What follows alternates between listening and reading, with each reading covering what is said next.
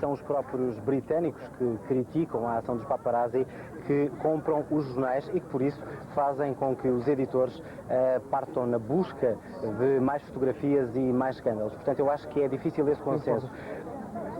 Perdão? Peço desculpa, podes prosseguir. Estava eu a dizer que é muito difícil esse consenso, por isso mesmo, porque não só a nível político, como em termos do público, ninguém chega a nenhuma conclusão. Hoje, John Major deu uma entrevista à estação ITN. John Major, que tentou, enquanto governou o Reino Unido, aprovar uma lei que limitasse essa violação de privacidade por parte dos jornalistas, mas não conseguiu. Ele hoje, numa entrevista, dizia que, e assumindo que Tony Blair também não pode tomar uma decisão brusca, ou seja, de passar de uma liberdade absoluta para medidas restritivas, dizia ele que o melhor seriam os próprios grupos de imprensa internacional a fazerem um código, eles próprios a autorregulamentarem-se, isto é, a evitarem publicar esse tipo de notícias e esse tipo de fotografias. Dizia eu que isso é quase impossível e penso que é comum também na classe política essa opinião. Como vimos há pouco também, os próprios políticos dizem que têm que ser, há pouco dizia o Ministro dos Negócios Estrangeiros, que têm que ser os próprios donos dos jornais a evitar essa publicação, mas eu penso que será muito difícil, uma vez que o público continua a comprar e continua a consumir avidamente os jornais que mais escândalos publicam aqui no Reino Unido e, afinal de contas, é em todo o mundo. A reportagem em direto de Londres com o enviado especial da SIC, João Adelino Faria, e ele vão juntar-se ao longo dos próximos dias várias equipas de reportagem para seguirmos no sábado o funeral da princesa em direto. Podemos chamar-lhe uma partida do destino e, neste caso, ao mesmo tempo, uma estranha ironia. Hoje, uma criança neozelandesa recebeu um telegrama de Diana. Na missiva, a princesa expressava a sua solidariedade a René e aos seus irmãos que perderam o pai e viram a mãe ficar gravemente ferida num acidente de viação. O último telegrama da princesa estava ontem na caixa de correio de uma família da Nova Zelândia. Uma família marcada por um trágico acidente. Foi em fevereiro que estas 3 crianças ficaram sem o pai e sem a irmã mais nova depois de um desastre de viação. A mãe sobreviveu, mas ficou gravemente ferida, ainda está internada no hospital. A princesa Diana soube do acidente por uma amiga comum, por isso a semana passada enviou a mensagem que só ontem foi entregue. And enormous hugs, that kiss, big kisses and lots of love. Diana.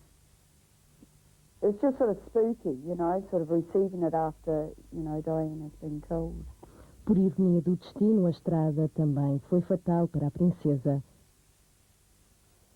Esquecida, 100 km a norte de Londres, esteve até hoje a terra natal da princesa. Da noite para o dia, Great Brighton perdeu todo o sossego de uma aldeia de província para a irritação de uns habitantes e para o orgulho de outros. Diana, o mais famoso membro dos Spencer, uma família aristocrática, ficará sepultada no jazigo a pouca distância do centro da povoação. A cerimónia vai ter caráter privado, mas com a invasão dos jornalistas e dos turistas, a vida em Great Brighton nunca mais será a mesma.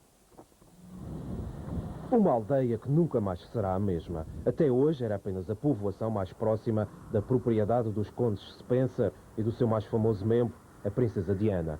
Com a morte de Diana, acabou-se o sossego e Great Brighton saltou para o centro das atenções. A povoação, 100 km a norte de Londres, foi já invadida por dezenas de jornalistas à procura de histórias sobre a princesa do povo. She was just super. She's just very natural, just as she's remained so, I think, over the last few years. She was just very normal. Mas os mais orgulhosos são os que conhecem o passado de Diana. And she used to like to dance, and she was very fond of swimming. She'd always up and down to the swimming pool. She danced in the main hall and played the piano. No, she never ever said what she wanted to do. The only time I ever heard her say anything was just in fun. At her sister's wedding, she said, "My wedding will be at Westminster Abbey." And she was about 18 then, I should think. But we always thought she'd be Prince Andrew. Diana será sepultada no próximo sábado no jazigo dos Spencer em Althorpe. Apesar de ainda faltarem 4 dias para a cerimónia, o sítio onde estão sepultadas 20 gerações da família de Diana é já o último local de peregrinação para os admiradores de uma princesa nascida numa pacata aldeia inglesa de província. Apesar de ainda não terem aparecido em público, William e Harry, os filhos de Carlos e Diana, são o centro das atenções. O herdeiro do trono e o seu irmão mais novo frequentam escolas internas e repartiam os tempos livres entre o rigor de Buckingham Palace ou de Balmoral e a vida mais descontraída que levavam junto de Diana. Saber como William e Harry vão superar o desaparecimento da mãe é agora a pergunta que todos fazem. Quando William nasceu, ainda era o filho de um casamento de conto de fadas, pelo menos nas fotografias. O herdeiro do trono não tardou a ter um irmão e a nação exultou com tamanha felicidade real. Mas a família exemplar acabou por se revelar pródiga em maus exemplos. William e Harry não só se transformaram nos filhos de um casal desavindo, como viram as asneiras dos pais e da restante família, escarrapachadas nas primeiras páginas dos jornais de todo o mundo.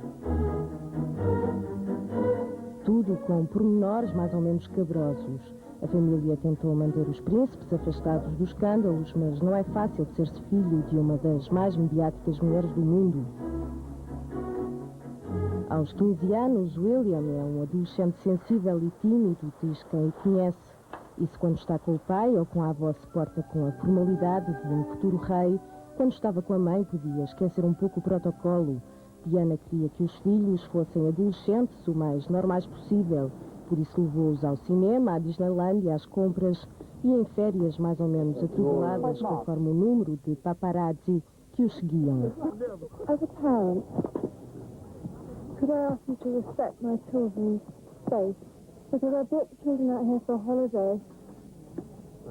And we'd really appreciate the space.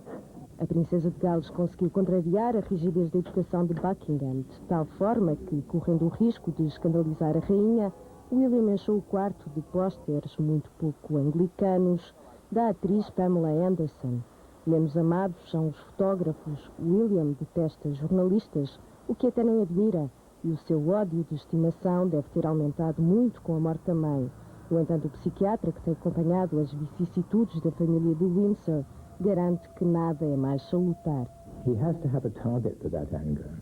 And in a way it's healthy for him to think that somebody is responsible for this. It's not just fate that, you know, the paparazzi or whoever turns out to have been somehow contributing to this is the target for the anger. So it's turned out, not turned in on himself, because if it is turned in on himself, then there's always the possibility that he will become depressed. Mas por mais deprimidos que estejam os príncipes, tiveram de se mostrar à altura do papel. No próprio dia da morte da mãe, foram levados pelo pai e pela avó a uma missa. O primogênito portou-se à altura, mas não deixa de revelar alguns laivos de rebeldia. Já várias vezes disse alto e bom som que não quer a coroa para nada, porque prefere ser uma pessoa normal.